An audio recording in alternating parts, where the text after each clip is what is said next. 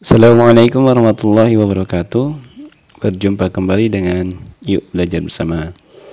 Dalam video kali ini kita akan coba memberikan penjelasan mengenai akuntansi pemerintahan di PPKD atau di pusat. Baik, di sini ada beberapa soal.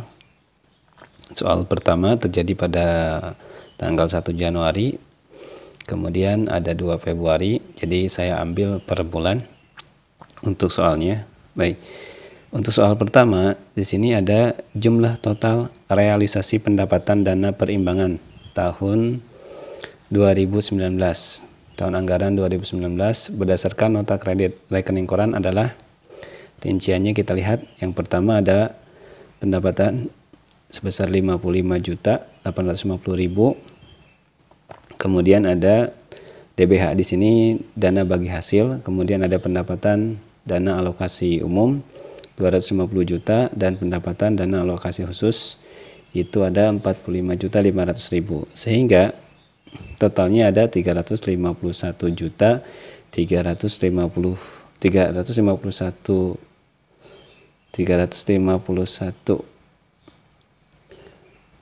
ini 3 miliar 351 miliar, maaf, 350 juta.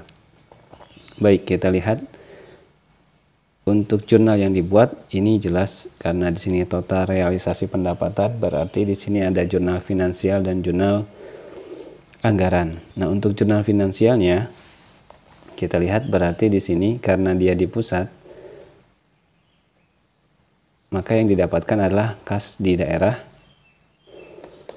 sebesar angka totalnya, yaitu 351 miliar 350 juta. Baik, jadi yang pertama kas di daerah sebesar 351 miliar 350 juta. Nah, kenapa ini kas di daerah? Karena di sini uangnya masuk ke kas pusat. Ingat, kalau kita berbicara akuntansi daerah atau SKPD, ini nanti akan muncul di rekening koran PPKD dan masuk ke dalam kas di bendahara penerimaan. Nah, namun ketika di pusat dia langsung masuk di kas daerah. Sedangkan untuk kreditnya adalah bagi hasil dari dana perimbangan. Ini dana bagi hasil di sini ada yang pertama, dana bagi hasilnya saya berikan contoh di sini pertambangan minyak bumi. Kemudian ada dana alokasi umum DAU dan dana alokasi khususnya di sini saya masukkan ke bidang pendidikan. Nah, angkanya di sini tinggal kita masukkan. Ini untuk jurnal finansial bagian pertama.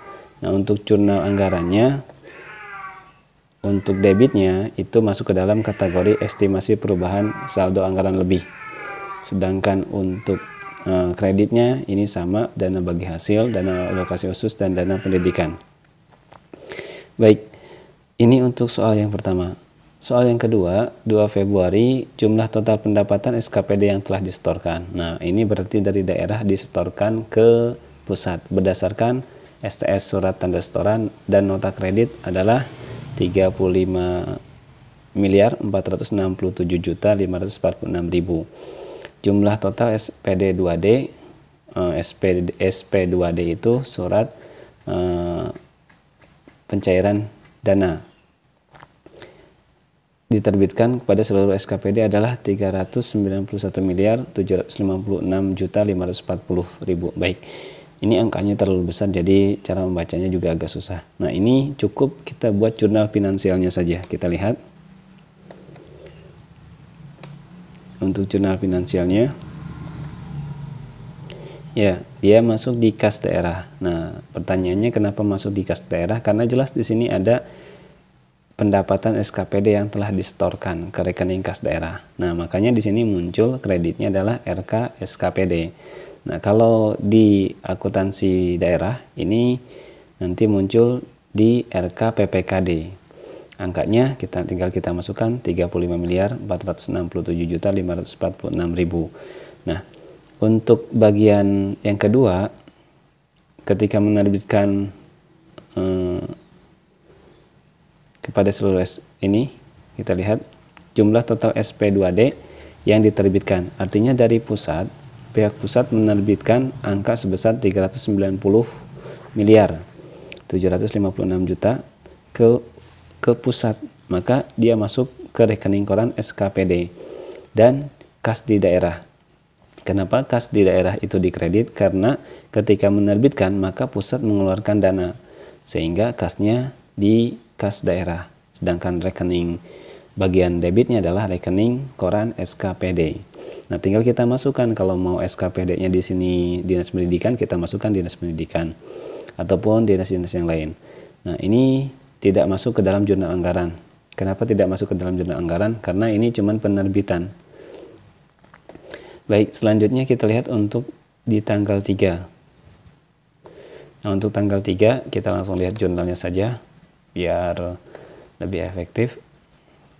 Baik, di sini ada kas di daerah. Kemudian dengan utang-utang di kredit. Nah, kita lihat transaksinya.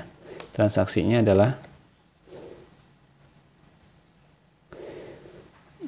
sebentar. Untuk transaksinya kita lihat jumlah potongan. Jumlah potongan dan penyetoran yang dilakukan oleh BUD, Bendahara Umum Daerah, atas SP2D LS yang diterbitkan kepada seluruh SKPD adalah, nah ini ada jumlah potongan dan penyetoran.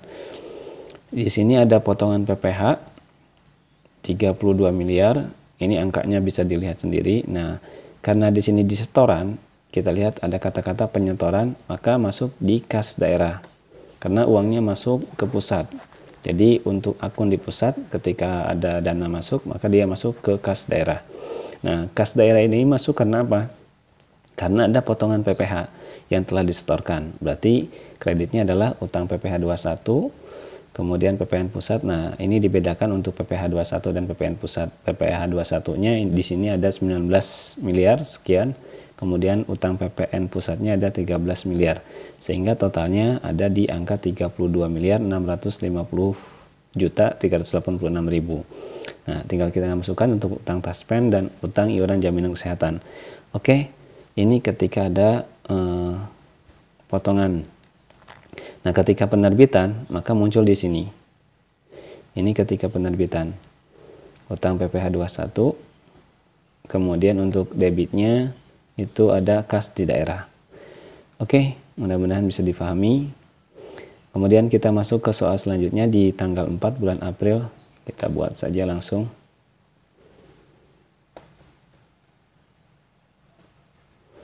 Nah, untuk tanggal 4 di bulan April kita lihat jumlah total SP2D surat perintah pencairan dana. Di sini ada yang diterbitkan kepada seluruh SKPD. Nah, ini penerbitan. Berarti masuk di RK SKPD. Tinggal kita berikan nama SKPD-nya SKPD apa.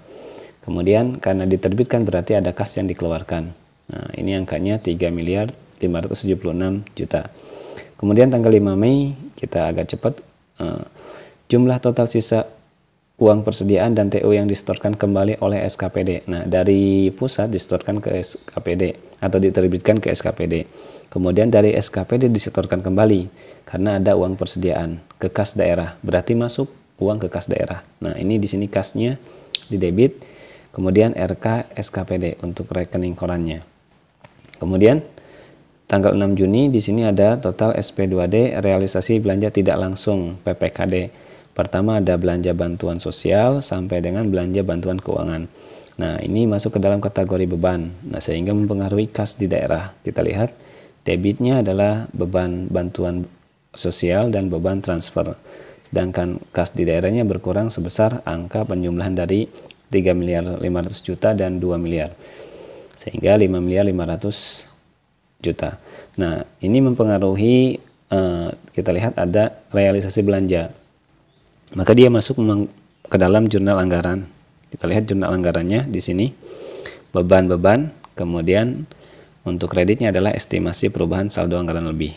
Oke. Kemudian di tanggal 7 jumlah penerimaan pinjaman jangka panjang dari pemerintah pusat. Oke, berdasarkan bukti transfer. Ini berarti masuk ke rekening koran. Ini masuk ke kas daerah. Karena pihak PPKD mendapatkan uang dari pemerintah pusat. dalam hal ini berarti negara langsung, berarti kas di daerah.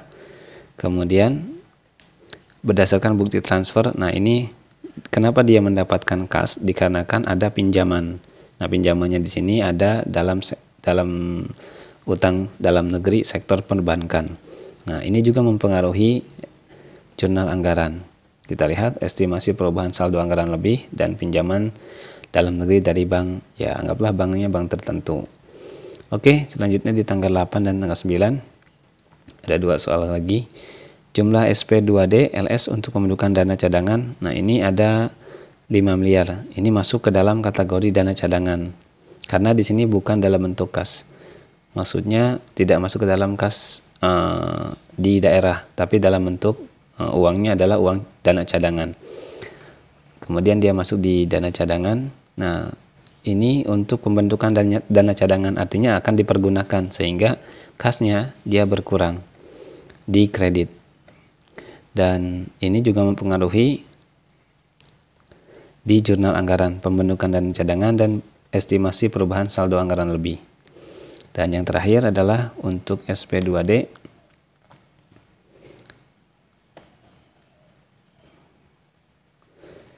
Kita lihat di sini ada penyertaan modal pada BUMD. Kita lihat jumlah SP2DLS untuk penambahan penyertaan modal. Oh, ini mempengaruhi kas di daerah karena ada pembentukan dana penyertaan modal. Nah, tanggal 8 dan tanggal 9 pada dasarnya ini mempengaruhi kas di daerah karena kedua-duanya sebetulnya mengurangi kas. Yang pertama tanggal 8 ini pembentukan dana cadangan yang artinya nanti akan dipergunakan. Kemudian untuk tanggal 9 juga sama, penambahan penyertaan modal di perusahaan. Artinya pihak PPKD menyertakan modal di perusahaan tertentu.